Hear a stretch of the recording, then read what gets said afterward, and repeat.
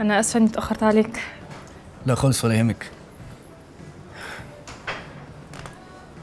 انت اول مره تنزلي في ديت من دوبامين ولا جربتي قبل كده؟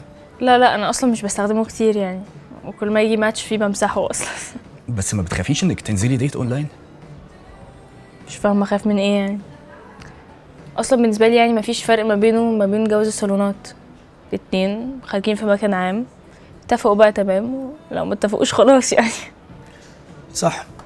انا اكتر حاجه عجبتني فيكي انك كاتبه كاجوال ديتنج. هي دي اكتر حاجه عجبتك فيا؟ اشمعنى يعني؟ قصدي مفيش اتنين يفتحوا بيت او يتجوزوا من دوبامين. انا بصراحه ما بحبش ماتش مع اي واحده بحس انها عايزه حاجه جد. طب انا عندي سؤال.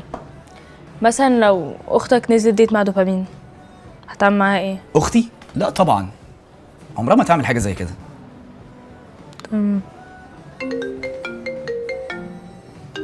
معلش انا لازم اخد التليفون ده، هرجع لك حالا. اتفضل. المنيو لو سمحت.